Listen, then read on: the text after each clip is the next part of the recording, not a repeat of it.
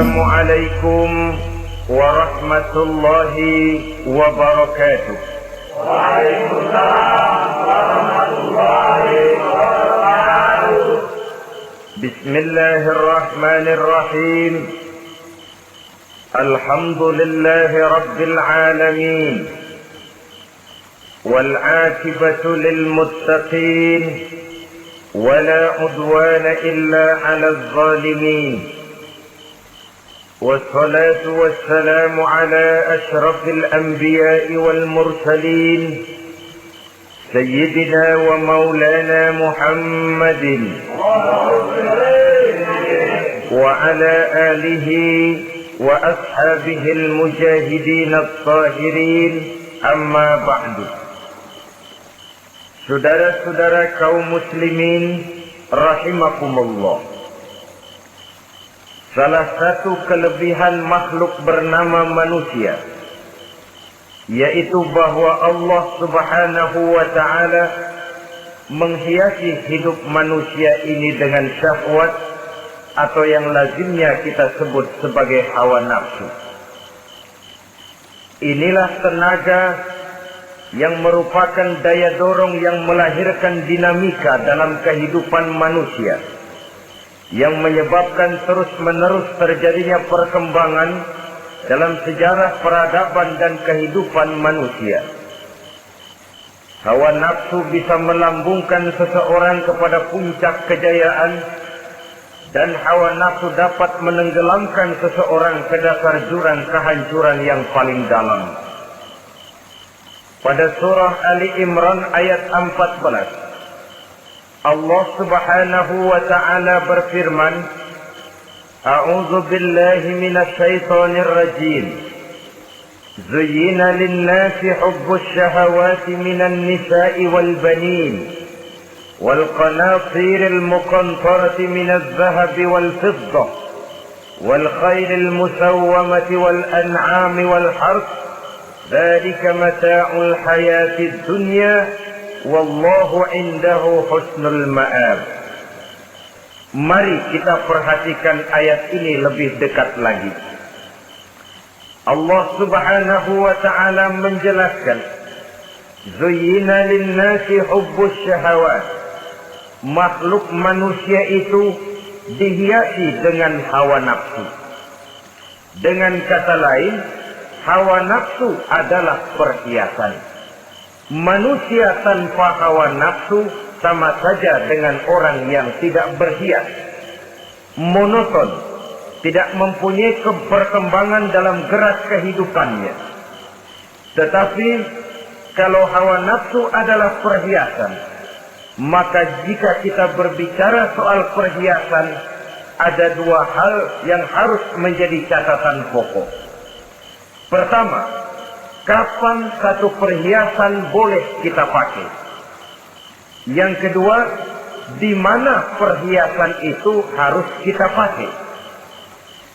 Kalau saudara berdandan rapi, pakai sepatu dengan kaos kaki, celana, jas, pakai dasi segala macam, tapi itu saudara lakukan pada saat saudara akan pergi ke WC, maka saudara sudah memakai perhiasan tidak pada waktu yang tepat.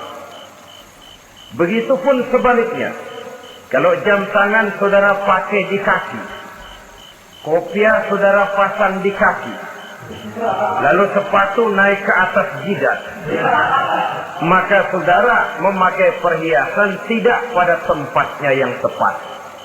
Demikian juga sifat yang bernama nafsu. Kapan dia boleh diperturutkan, di mana dia boleh disalurkan, adalah tugas daripada agama untuk mengatur syahwat atau hawa nafsu. Lihatlah kehidupan malaikat.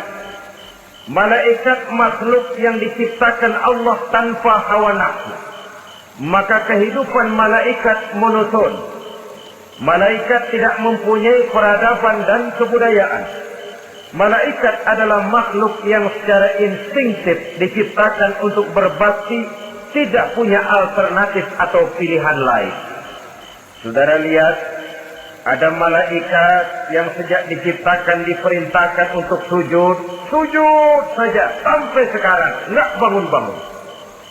Ada malaikat yang sejak diciptakan diperintahkan untuk tasbih, tasbih saja, yang lain tidak. Ada malaikat yang sejak diciptakan diperintahkan mencabut nyawa, nyawa saja urusannya, yang lain tidak. Pekerjaannya monoton, tetapi memang karena tidak ada hawa nafsu, tidak ada kecenderungan malaikat untuk nyeleweng. Belum pernah kita dengar misalnya ada malaikat Jibril korupsi ayat. Ini kelihatannya ayat bagus ini, nggak usah disampaikan kepada bawahan Muhammad, dipakai sendiri saja. Tidak. Kita belum pernah dengar malaikat maut keliru mencabut nyawa orang yang belum waktunya modar. Belum pernah. Malaikat itu ibadun mukramun, la ya'suna Allah fima amarahum wa yaf'aluna ma yu'marun. Maka kehidupan malaikat adalah monoton. Dinamika tidak ada, peradaban dan kebudayaan juga tidak ada. Andai kata bumi dan seluruh isinya diserahkan kepada malaikat untuk mengisinya, barangkali saudara tidak akan pernah kenal jembatan Semanggi, saudara tidak akan pernah kenal Monas, gedung-gedung bertingkat, gedung-gedung pencakar langit. Semua yang menggerakkan itu adalah karena manusia mempunyai hawa nafsu. Nah, kemudian pada kalimat berikutnya Allah memberikan rincian. Apa nafsu kepada apa yang paling menonjol dalam kehidupan manusia itu? Pertama, minan nisa, hawa nafsu kepada perempuan. Ini tentu yang ditujukan laki-laki. Dimanapun saja makhluk bernama laki-laki, kalau dia normal, tidak impoten, mesti suka kepada perempuan. Itu wajar, bin pantas alias normal. Tetapi tadi saya katakan di awal, nafsu kepada perempuan adalah perhiasan.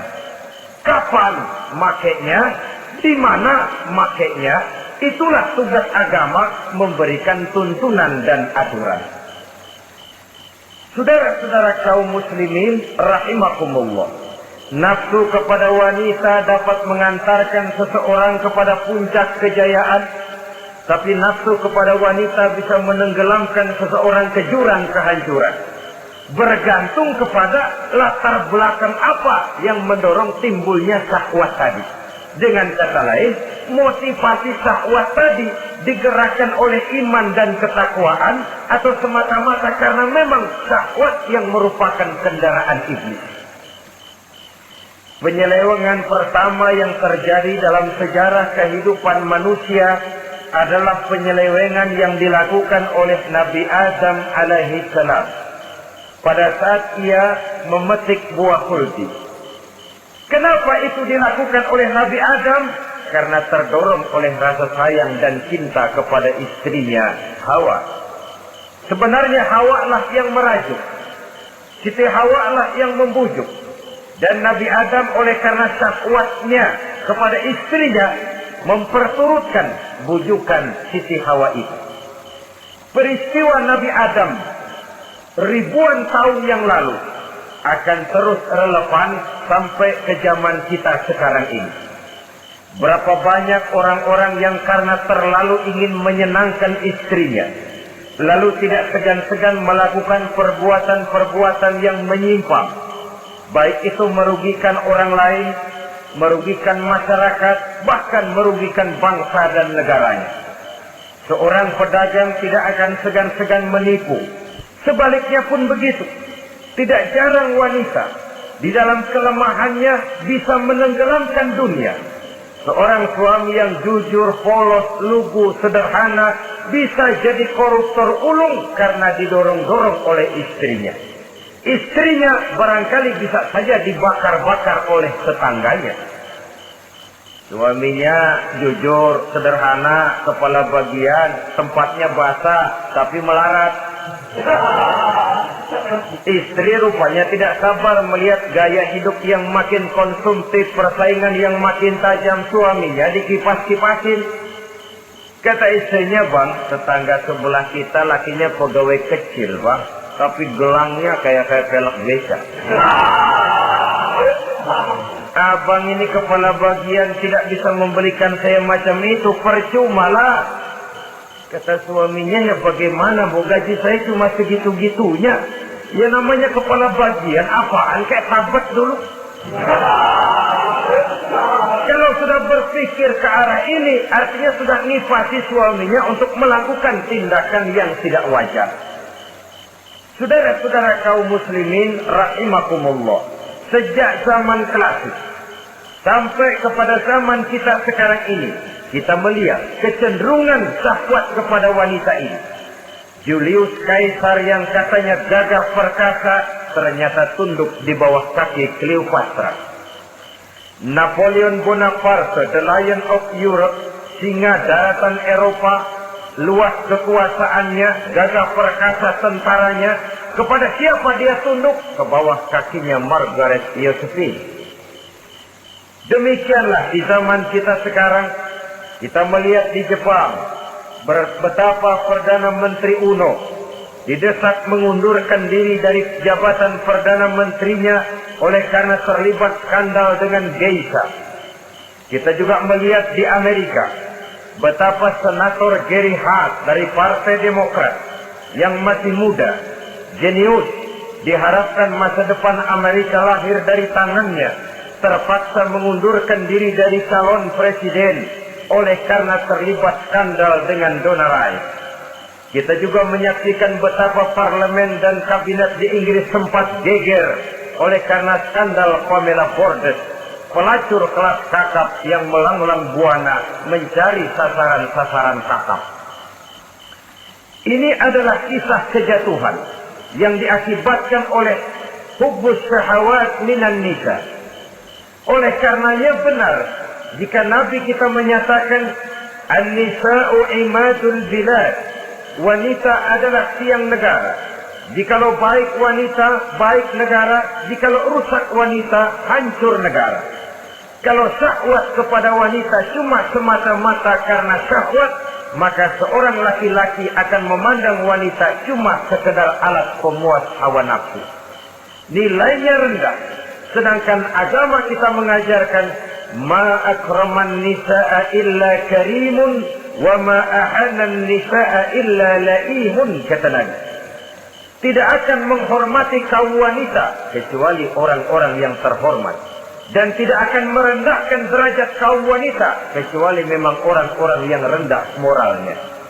Dengan kata lain, apabila syahwat minan nisa ini dilandasi dengan semangat iman dan ketakwaan, maka kehidupan Rasulullah Sallallahu Alaihi Wasallam sungguh menjadi figur dan contoh dalam kehidupan kita.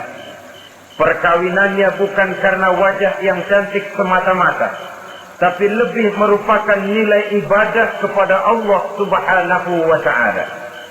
Dengan demikian, kecenderungan kepada hubbus syahawat minan nisa dikontrol oleh nilai iman. Barometernya, tolok ukurnya adalah iman. Di zaman sekarang banyak kasus kawin campur yang pada akhirnya akan membingungkan kita sendiri. Padahal Al-Quran secara jelas dan tegas memberikan bimbingan. Orang itu kalau sudah, kata Imam Syafi'i, wa ainur ridha an kulli aibin kalilatun kama anna aina sukhti tubdil masawiya. Mata kalau dibalut cinta dia buta terhadap nista, tapi mata kalau dibalut benci hanya melihat yang keji-keji saja. Biasanya cinta kepada wanita memang bisa menimbulkan dorongan yang positif, tapi juga bisa membuat seseorang buta sama sekali. Dorongan yang positif paling kurang dari segi penampilan. Coba lihat lelaki kalau lagi demen perempuan, lenjeh banget. Sisiran rambutnya rapi, terikaan bajunya lancip, sepatunya mengkilat, kantong celananya tebal, perkara anduk isinya bukan soal. Yang penting kan gaya. Lalu dinamis, kreativitasnya ada saja timbul. Tapi pada sisi lain, jikalau orang sudah kehilangan pertimbangan, juga kadang-kadang tidak segan-segan mengorbankan akidah, mengorbankan nilai-nilai iman. Padahal ini taruhan utama, sampai Quran dengan tegas memberikan peringatan. Wala amatun mu'minatun khairun min musyrikatin walau a'jabatkum. Perempuan budak yang hitam legam, kalau beriman, itu lebih baik untuk dinikahi daripada wanita cantik berkulit kuning langsat tapi musyrik. Lebih baik budak yang hitam legam beriman daripada wanita cantik berkulit kuning langsat berhati bangsat. Tapi kita kadang kehilangan pertimbangan. Karena agama, karena cinta agama digadaikan. Karena cinta akidah terjual. Karena cinta keyakinan jadi korban. Ini semua penyakit yang datang dari hubbus syahawat minan nisa. Kecenderungan mengumbar nafsu kepada perempuan. Ini memang perhiasan, tapi bisa juga jadi bumerang dalam kehidupan manusia. Berapa banyak penyelewengan terjadi karena pengaruh wanita yang tidak bisa jadi bisa. Ini pengaruh di dalam kehidupan memang sedemikian besarnya. Sehingga saudara-saudara kaum muslimin, inilah yang perlu dikendalikan dalam kehidupan, kapan dan di mana. Kalau nafsu adalah perhiasan, kapan dan di mana perhiasan itu harus kita pakai? Di mana dia harus kita tempatkan? Begitu juga yang menyangkut soal perempuan. Kapan? Ya kapan? Tentu kalau sudah nikah. Di mana? Yang jelas bukan di depan umum.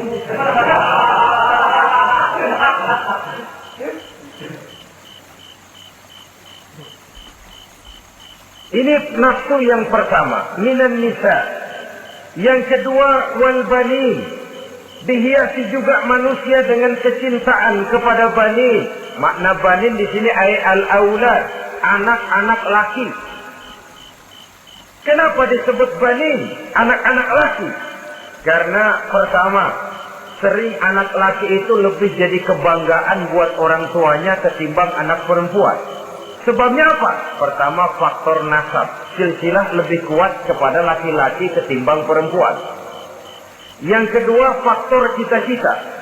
Orang tua kalau punya anak laki-laki, cita-citanya panjang. Nak, kau nanti jadi dokter ya. Nak, jadi insinyur ya. Nak, jadi pilot ya. Nak, jadi pengusaha ya. Nak, jadi presiden ya. Tapi kalau dia punya anak perempuan, paling, ya nak, mudah-mudahan nanti kamu dapat jodoh orang baik, nak. Dapat jodoh orang soleh. Saudara-saudara, yang ketiga, anak perempuan itu kalau sudah berkeluarga, biasanya pindah kepada lingkungan keluarga lain. Sehingga orang berkata, punya anak perempuan banyak sebenarnya seperti agen. Artinya ada yang mau bawa, kan gitu. Ada yang minta, ambil. Ada yang berminat, buntel. Paling dia nengokin orang tuanya lebaran. Ya syukur kalau sebulan sekali atau seminggu sekali. Tapi minimnya kan lebaran. Dengan demikian dari garis nasab ini lebih kuat al-banin ketimbang al-banat. Manusia dihiasi dengan kecintaan kepada anak-anak. Sering karena terlalu cinta kepada anak, kita menjerumuskan anak. Terlalu sayang kepada anak, segala maunya kita perturutkan tanpa kendali dan kendala. Akhirnya sifat yang demikian itu malah mendorong anak untuk manja, tidak percaya kepada kemampuan yang dimilikinya, selalu mengandalkan kepada kebesaran, kemampuan daripada orang-orang yang dibanggakannya itu.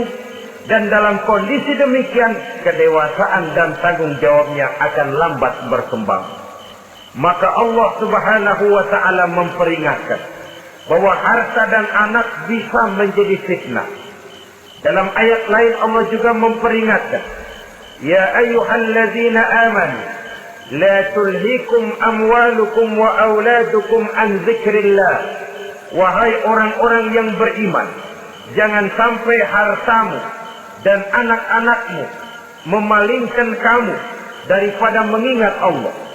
Jangan sampai kesibukanmu kepada anak dan harta benda menyebabkan kamu sampai lupa mengingat Allah Subhanahu wa ta'ala.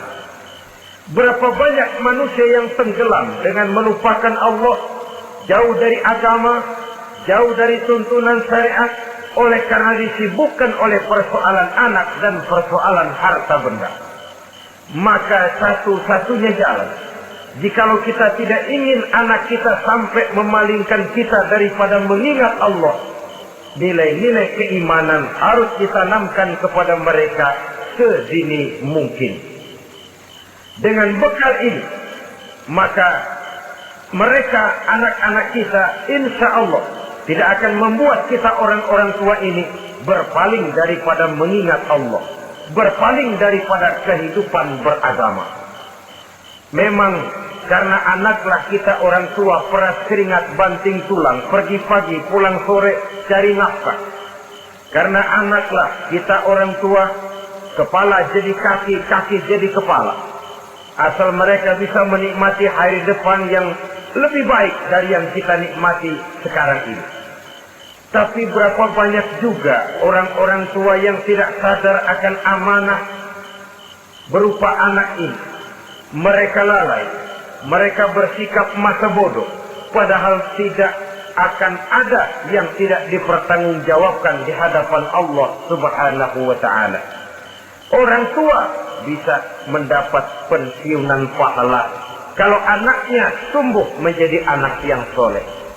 Tetapi orang tua pun bisa saja masuk neraka karena anaknya menjadi anak yang kurang ajar dan orang tuanya sama sekali tidak pernah memberikan pendidikan yang sebagaimana mestinya.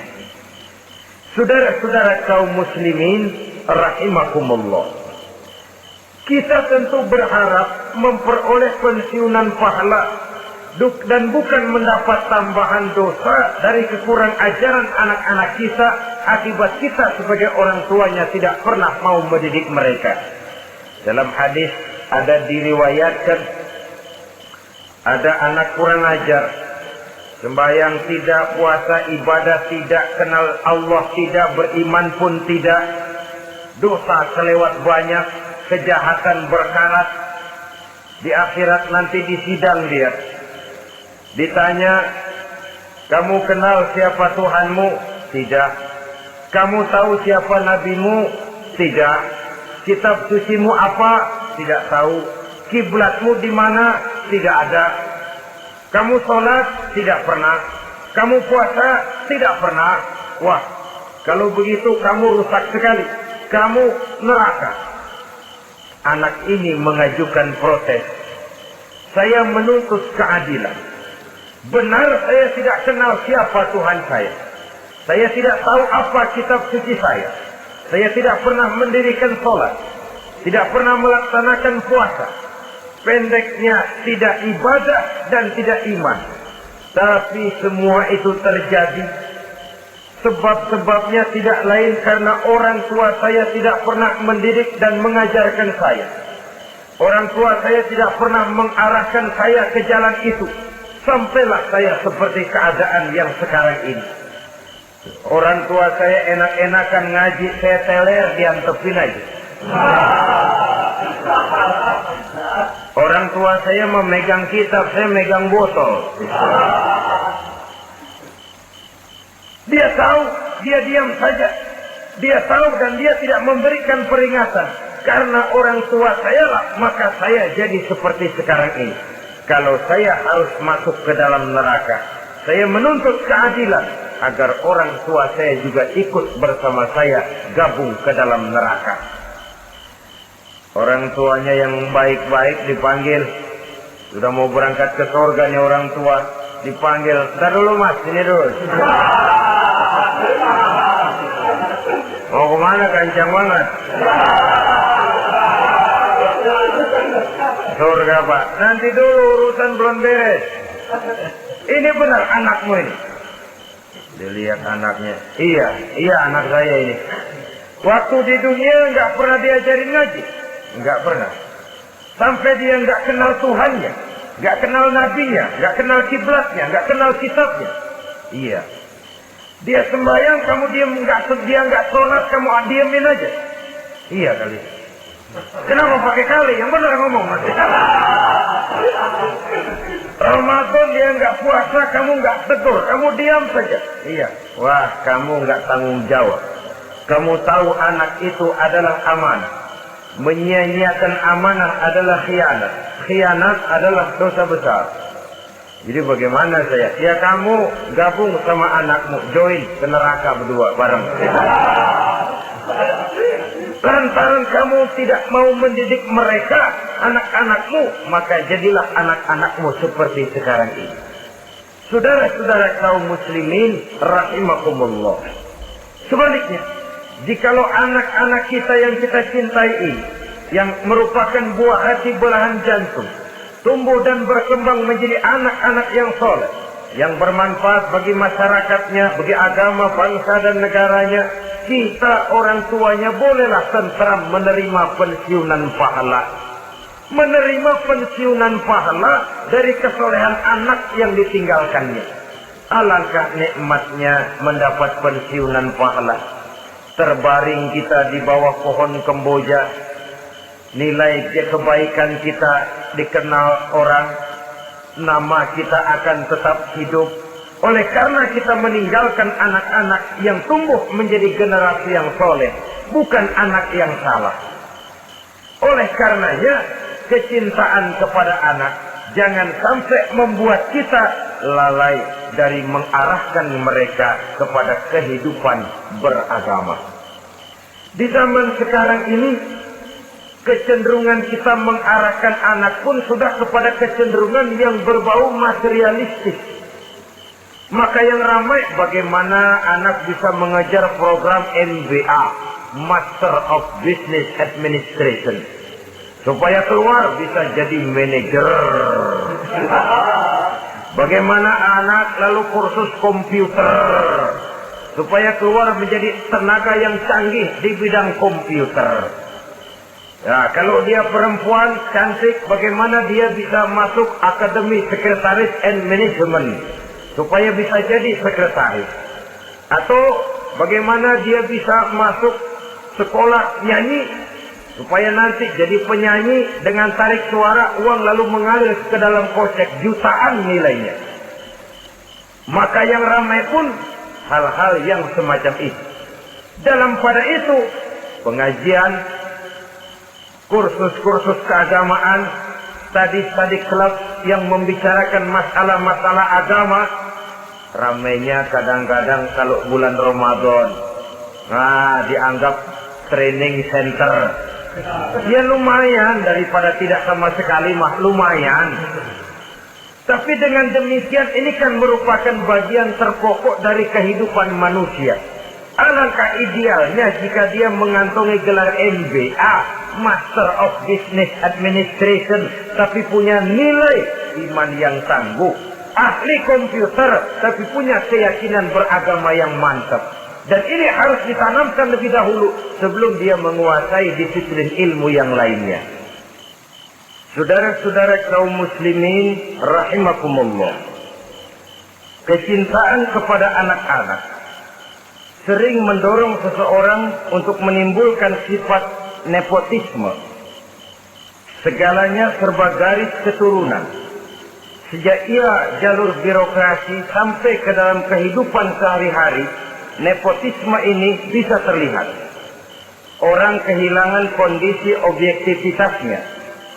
Mampu atau tidak, soal lain. Bidangnya atau tidak, bukan soal. Yang penting masih ada hubungan keturunan. Maka timbullah tumpang tindih untuk sesuatu pekerjaan yang tidak sesuai dengan kemampuan dan keahliannya. Di desa-desa kita melihat masjid, ketua masjid bapaknya, bendahara anaknya, sekretaris mantunya, Bilal besannya, beduk engkongnya. Pokoknya asal masih ada garis keturunan, masuk, tidak minggir. Ini pada akhirnya kurang menciptakan pemerataan kesempatan. Iyalah kalau profesinya, tapi kan jarang yang demikian itu. Kita boleh cinta kepada anak-anak kita, tapi jangan lalu mempergunakan posisi yang kebetulan kita gunakan untuk menempatkan anak-anak kita lebih dari kemampuan yang mereka miliki. Nepotisme yang lahir. Sehingga ini bukan saja tidak mendidik, tapi mengakibatkan terjadinya tumpang tindih.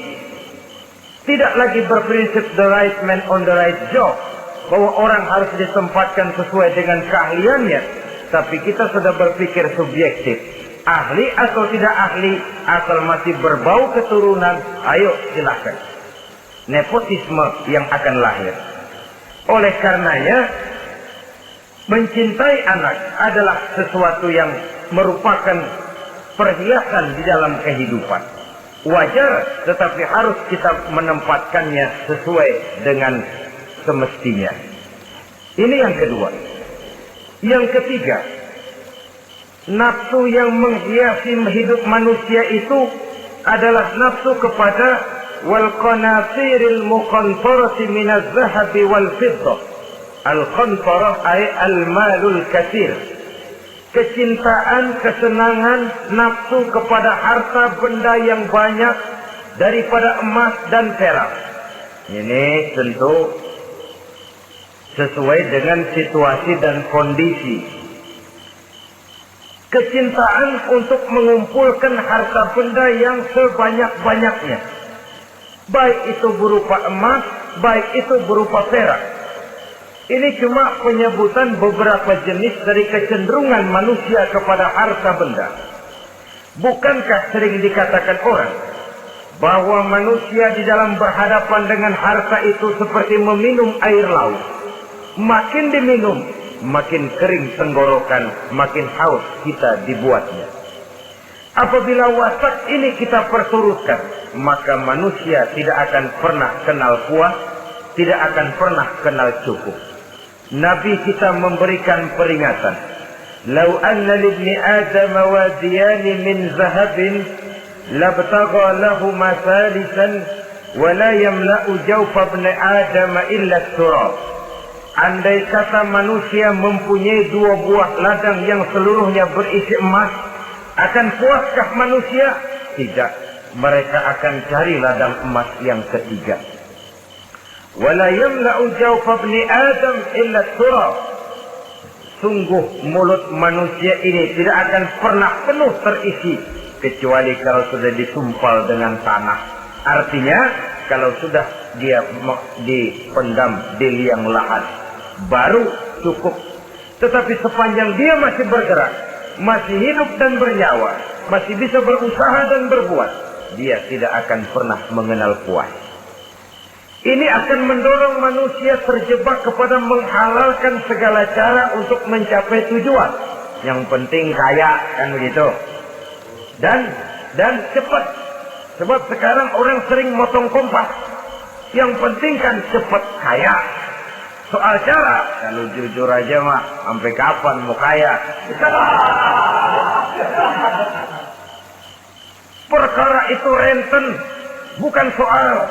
Perkara itu judi, tidak jadi masalah. Perkara itu korupsi, menyangkut hak orang banyak, bukan soal. Yang penting cepat kaya. Dan anehnya lagi, tidak malu menumpuk kekayaan dengan cara yang tidak wajar.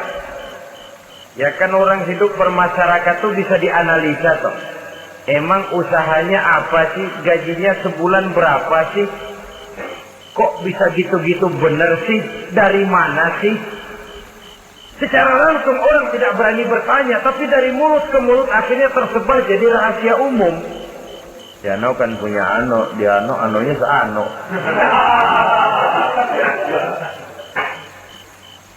Ini bisa jadi bahan pertanyaan dalam kehidupan. Akhirnya jadi gunjingan. Orang sudah tidak terlalu peduli dari mana kekayaan itu diperoleh. Yang penting kaya. Dengan menghalalkan segala macam cara. Terjebaklah ke dalam cara-cara mafia. Terjebaklah ke dalam cara-cara yang tidak wajar, tidak bijaksana. Memperkuat klan dengan menghantam yang lain. Saudara-saudara kaum muslimin rahimakumullah, bahwa manusia punya nafsu ingin kaya itu boleh. Agama memberikan tuntunan, memberikan aturan. Tidak hanya sekedar asal kaya, tidak hanya sekedar asal banyak harta. Malahan hadis menyatakan, kalau saudara diberikan umur panjang, pertanyaan akhirat cuma satu kok. Umurmu kau habiskan di mana? Kalau saudara diberikan amanah berupa ilmu pengetahuan, pertanyaan akhirat juga cuma satu kok. Ilmumu kau amalkan untuk apa? Tapi kalau kita diberikan amanah berupa harta benda, pertanyaan akhirat itu dua. Min aina iktasabahu wa fima anfaqahu. Dari mana hartamu kau dapat, kemana hartamu kau belanjakan. Dari mananya ditanya, kemananya juga ditanya. Depan belakang ditanya.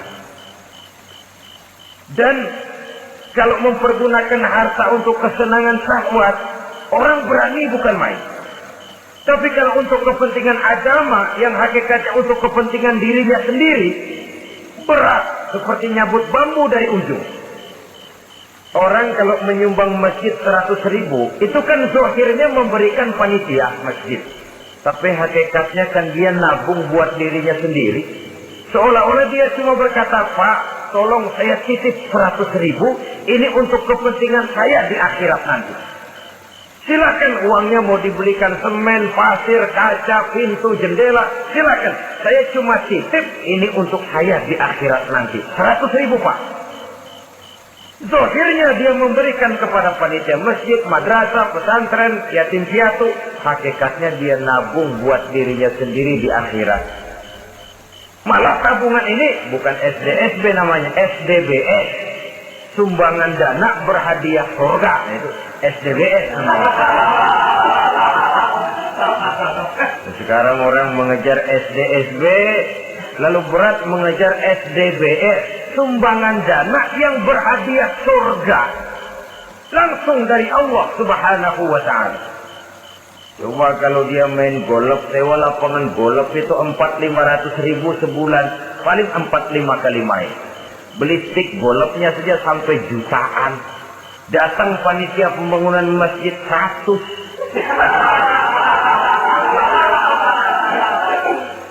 Ini tadi doain masuk surga lagi. Surga 100.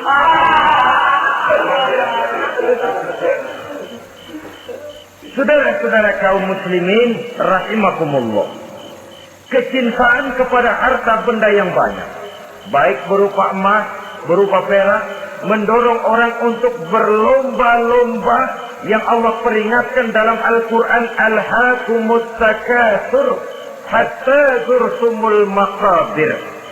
Kamu telah lalai akibat kamu berlomba-lomba memperbanyak materi dunia. Hatta zurtumul maqabir, sampai kamu dekat masuk ke liang kubur, baru rupanya sadar bahwa perlombaan ini tidak akan pernah sampai ke garis finish. Betapapun jauhnya rally Paris-Dakar, garis finishnya ada. Betapapun hebatnya medan yang ditempuh buatnya gurun pasir Afrika, garis finishnya pasti ada. Itu kan rally yang terbuat di dunia katanya, Paris-Dakar. Tapi garis finishnya ada. Namun jikalau kita berlomba memperbanyak harta, kita tidak akan pernah sampai ke garis finish. Yang kecil-kecilan aja dah. Kalau orang ditanya, kamu kenapa sih belum mau sembahyang? Ya, bagaimana mau sembahyang, Pak? Tinggal di Jakarta masih kontrak. Kapan habis tahun diubur-ubur yang punya rumah. Kalau punya rumah sendiri walaupun kecil-kecilan, saya mau ibadah, Pak. Ya, diberikan rezeki oleh Allah, bisa bikin rumah walaupun kecil-kecilan. Belum juga mau sembahyang. Kok belum juga sembahyang? Iya, Pak, rumah emang udah punya sendiri, cuman kecil, Pak. Atasnya asap, kalau hujan aja bocor.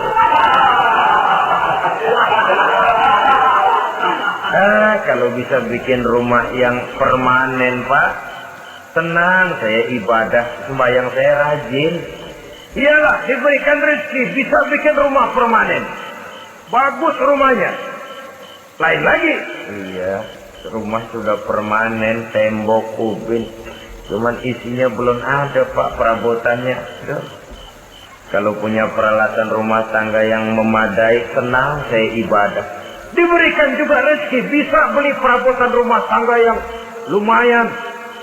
Di atas tekelnya sudah pakai karpet, mebelnya spaghetti, tempat tidurnya alga spring bed, dan lo-pilo, ada kulkas, ada TV, di sebelah TV ada kunci mobil. Kuncinya mobilnya.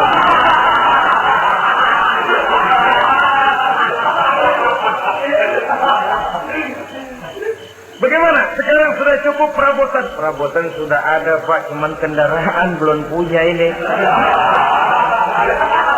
Kemana-mana masih ngukur jalanan.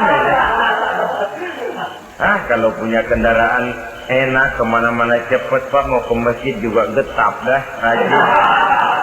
Diberikan rezeki, bisa beli kendaraan. Lain lagi nanti. Sudah punya sepeda, pengen punya motor, kepengen punya mobil, kepengen punya pesawat terbang, pengen punya kapal induk.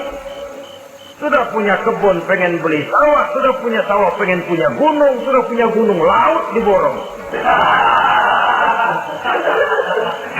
Perlombaan materi tidak akan pernah membawa kita ke garis finish, karena sifatnya sangat abstrak, bahkan akan mendorong kita seperti gurita, cenderung kepada penyakit tamak bin rakus alias serakah.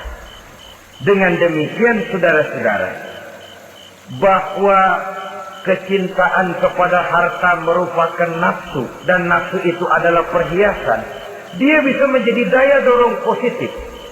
Kalau dalam upaya memperoleh harta itu kita tidak akan keluar dari tujuan keridhaan Allah. Saya cari nafkah, tapi yang Allah ridho. Saya ingin kaya, tapi dengan cara yang Allah ridho. Ini kunci yang akan menyelamatkan kita manusia dari perangkap menghalalkan segala cara. Ini yang ketiga.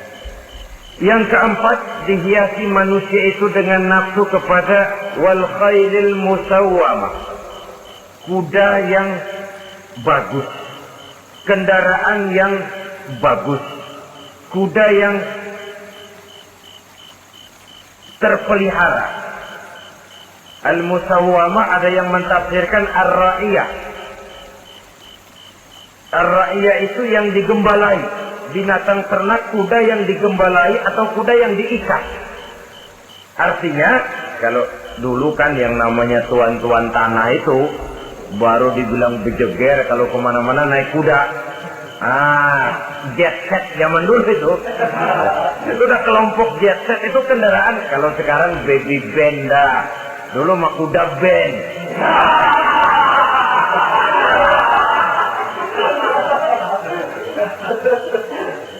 Manusia punya kecenderungan suka kepada kendaraan. Apalagi di zaman sekarang ini, wah, iklan-iklan itu kan sangat menggoda kita. Melayani segala macam bentuk penjualan. Nah, ini lalu terangsang biar duit cekak. Kalau udah ngebaca itu, wah, berani banget dah. Tahu duit nggak mungkin cukup, tapi begitu baca melayani segala macam bentuk penjualan dengan fasilitas ringan. Nah, jadi dah. Jadi juga punya mobil, jadi dah. Perkara utang itu bakal nyekek leher, bukan soal. Kasihan saudara-saudara kita di daerah-daerah yang terjebak kepada iklan-iklan merangsang yang akhirnya di luar kemampuan. Sehingga terjebak pada saat dia harus mengembalikan kredit, dia tidak mampu, barang disita, uang hangus, nyengir. Bekipak kembali tahlil. Habis arang besi binasa. Bahwa kita menginginkan kendaraan yang serba baik, silakan. Tiap akhir tahun ganti merek, keluar yang baru, ganti lagi. Itu kalau orang yang mampu. Buat kita yang tidak mampu, kenapa tidak bersyukur melihat yang lebih rendah di bawah kita? Alhamdulillah kita punya mobil, tangga kita cuma punya motor. Yang punya motor, syukur kita punya motor bisa rada cepetan. Tangga sebelah punya sepeda, mana-mana kekejek mulu. Yang punya sepeda, alhamdulillah punya sepeda. Tangga sebelah kemana-mana jalan kaki. Yang jalan kaki, syukur masih bisa jalan. Teman sebelah lumpuh bertahun-tahun nggak. Yang lumpuh, alhamdulillah masih hidup. Tangga sebelah kemarin out nggak balik lagi. Saudara-saudara, saya pikir menengok ke atas itu perlu supaya ada rangsangan kita untuk maju. Tapi menengok ke bawah pun juga lebih perlu agar kita mensyukuri yang ada dan tidak suudzon, tidak buruk sangka kepada Allah. Apa yang diberikan Allah kepada kita sekarang ini, itulah yang terbaik menurut Allah untuk kita.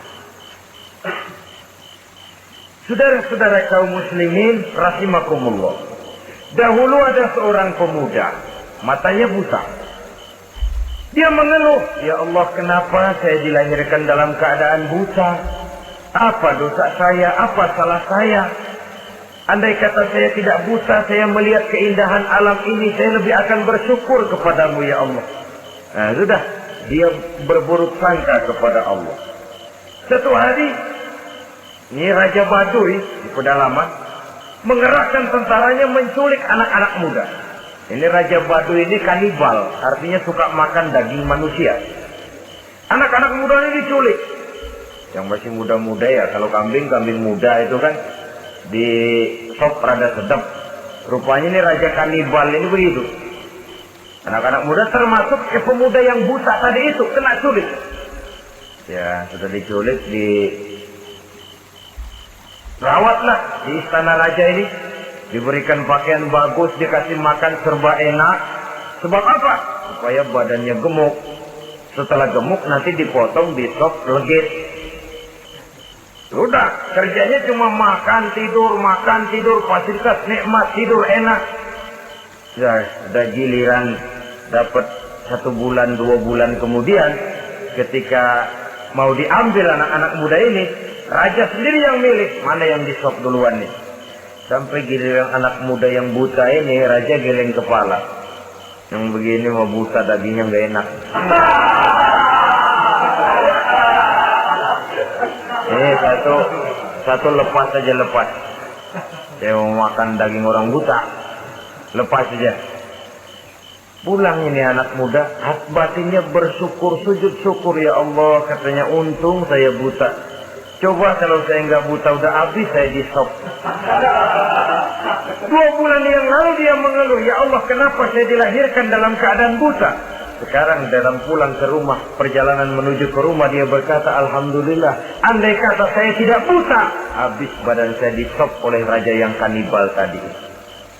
Saudara-saudara kaum muslimin rahimakumullah. Jadi dengan demikian pola hidup yang konsumtif sesungguhnya sangat tidak mendidik apabila dilatar belakangi oleh kemampuan yang tidak menunjang. Dengan demikian setidaknya mendidik orang untuk berkhayal. Anak-anak muda sama merek mobil ngerti banget dah, punya kagak? Ini BMW model terakhir nih. Nih kemarin gue ngeliat di sana, gue megang lah.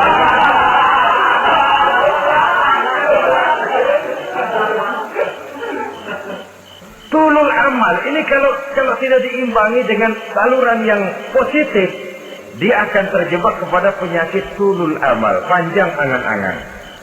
Baiklah ya, wal khailil musawwamah. Yang keempat, yang kelima maksud saya, wal an'am, cinta kepada binatang ternak. Manusia ini kan punya kecenderungan macam-macam. Setelah rumahnya bagus, hartanya banyak, kendaraannya cukup, ingin beternak. Jadilah peternak. Ini kecenderungan manusia, wajar saja sepanjang didapat dan dilakukan dengan cara-cara yang wajar. Wal harth, dan tumbuh-tumbuhan, bertani, bersawah, berladang, itu merupakan kecenderungan daripada manusia. Keseluruhan itu kata Allah, kecintaan kepada wanita, kepada anak, kepada harta benda, kepada kendaraan, kepada binatang ternak, kepada tumbuh-tumbuhan, zalika, semua itu mata'ul hayatid dunya, merupakan kesenangan hidup dunia. Berapa lama kesenangan hidup dunia? Sebentar, seumur manusia. Seumur manusia. Bahkan kadang-kadang pada saat dia masih hidup pun orang tidak sepenuhnya sempat menikmati kesenangan hidup dunia. Apabila ajal datang, selesailah kehidupan dunia sampai di sini. Orang-orang kafir, buat mereka surganya di dunia ini. Bila kehidupan di dunia selesai, selesailah sudah surganya sampai di sini. Kesemua itu, kata Allah, merupakan kesenangan daripada kehidupan di dunia. Wallahu indahu husnul ma'ab, dan Allah mempunyai tempat kembali yang sangat baik. Nah, setelah Allah menjelaskan semua itu, pada ayat yang ke-15 Allah memberikan jalan keluarnya. Memperturutkan nafsu kepada wanita, anak-anak, harta benda, kendaraan, binatang ternak. Bijaksanakah itu? Dalam ayat ke-15 surah Ali Imran ini, Allah memberikan penjelasan tuntas.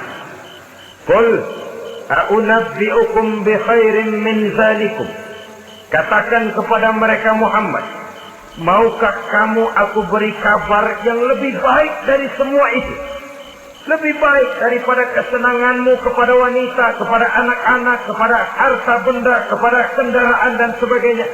Mau kamu aku beritahu yang lebih baik daripada semua itu? Jawaban tentu mau. Kalimatnya bukan ukhbirukum, a'unabbi'ukum. An-naba itu berita yang besar. Lain dengan al-khabar, itu berita biasa saja. An-naba, sehingga pembawa berita disebut nabi. Dari naba yang bi, pembawa berita yang benar. A'unabbi'ukum, maukah aku tunjukkan kepada satu berita yang benar-benar besar dan benar-benar lebih baik dari yang semua disebutkan tadi. Apa jalan keluarnya? Lillazina taqaw 'inda rabbihim jannatun tajri min tahtiha al-anhar. Bagi orang-orang yang bertakwa kepada Allah, mereka akan mendapatkan surga yang di bawahnya mengalir sungai. Khalidina fiha, mereka akan kekal di dalamnya. Wa azwajun mutahharah, dan mereka mendapat istri-istri yang suci. Waridwanum minallah, dan keridhaan daripada Allah subhanahu wa ta'ala. Kalau kamu hai orang-orang yang beriman, kalau kamu hai manusia menyangka bahwa nafsu kepada wanita, anak-anak, mengumpulkan harta benda, kendaraan yang menarik, binatang ternak dan tumbuh-tumbuhan itulah yang lebih baik untuk kesenangan dunia, memang itu kesenangan dunia. Tapi nih, seolah-olah kata Allah, nih, saya kasih tahu kamu, aku beritahu yang lebih baik dari semua itu. Apa? Takwa kepada Allah. Kecintaan kepada wanita. Kalau takwa dasarnya, orang nggak amburadul, nggak semrawut, nggak pokoknya gue masal perempuan dan mbak terus. Tapi punya kaidah, punya norma. Demikian juga kepada anak-anaknya. Demikian juga kepada harta benda. Pokoknya asal harta, mau halal, mau haram, tekuk terus saja. Semuanya dilandasi oleh taqaw, lillazina taqaw, oleh ketakwaan kepada Allah. Nah, ketakwaan ini akan menghasilkan apa? Inda rabbihim jannatun tajri min tahtihal anhar. Melahirkan, menghasilkan surga yang di bawahnya mengalir sungai-sungai. Saudara-saudara kaum muslimin rahimakumullah, jika kita menyangka bahwa wanita bisa memberikan kesenangan, iya, kesenangan dunia. Jika kita menyangka bahwa harta benda bisa memberikan kesenangan, iya, kesenangan dunia. Jika kita menyangka bahwa kendaraan bisa memberikan kesenangan, iya, kesenangan dunia. Tapi kita tidak cuma ingin itu, kita ingin itu semua juga bisa membawa kesenangan akhirat. Caranya landasi dengan takwa. Kesenangan kepada wanita didasari dengan takwa. Maka jangan jadikan wanita cuma sekedar alat pemuas hawa nafsu. Kesenangan kepada anak-anak dilandasi dengan takwa. Maka anak-anak diarahkan kepada jalan yang diridhoi Allah. Kesenangan kepada kendaraan dilandasi dengan takwa. Maka kendaraannya selalu mengarah berjalan menuju jalan takwa, diridhoi oleh Allah Subhanahu wa ta'ala. Kalau tidak, itu mobil selempengan Ancol gancang banget ya. Tapi giliran dihadapin ke masjid, mogok melulu. Urusan ngaji ada aja halangannya tuh kendaraan. Tapi kalau untuk urusan maksiat, ngebut benar-benar. Dilandasi dengan ketakwaan. Sehingga dengan demikian, tidak hanya sekedar surga di dunia ini, tapi lebih-lebih di surga di akhirat nanti. Khalidina fiha, kekal. Kalau dunia ini kan zillun zail, bayangan. Hari ini kita jaya, besok kita bangkrut. Siapa yang mau menghalangi? Hari ini kita melambung, besok kita nyungsep. Siapa yang bisa menarik? Tidak kekal, berubah, temporer, relatif. Di sana kebahagiaan yang dilandasi dengan takwa ini sudah surga, kekal di dalamnya, azwajun mutahharah. Dapat istri-istri yang suci. Suci dalam arti belum pernah dijamah orang lain. Suci dalam arti tidak pernah terkena halangan. Seperti men misalnya. Baik menstruasi atau mencret, itu tidak. Azwajun mutahharah. Konon makna mutahharah ini ya artinya juga bisa selalu gadis, bidadari, selalu perawan, tidak pernah janda, walaupun tiap hari dipakai, perawan terus. Dan yang lebih penting, waridwanum minallah, mendapat ridho dari Allah Subhanahu wa ta'ala. Jadi hawa nafsu dengan motivasi takwa, itulah sesungguhnya yang dikehendaki oleh Ali Imran ayat 14 dan 15. Dengan demikian, manusia dengan ketakwaannya mengendalikan hawa nafsu dan bukan malah dikendalikan oleh hawa nafsunya. Sehingga dengan demikian seluruh fasilitas yang dimilikinya, baik itu berupa istri, anak, kendaraan, binatang ternak, harta benda, tanam-tanaman, seluruhnya semakin meningkatkan ketakwaannya kepada Allah Subhanahu wa ta'ala. Mudah-mudahan kita bisa mencapai tingkat ini, di mana kita hidup mampu dan sanggup mengendalikan nafsu, bukan malah dikendalikan oleh hawa nafsu. Terima kasih dan mohon maaf. Wassalamualaikum warahmatullahi wabarakatuh. Waalaikumsalam warahmatullahi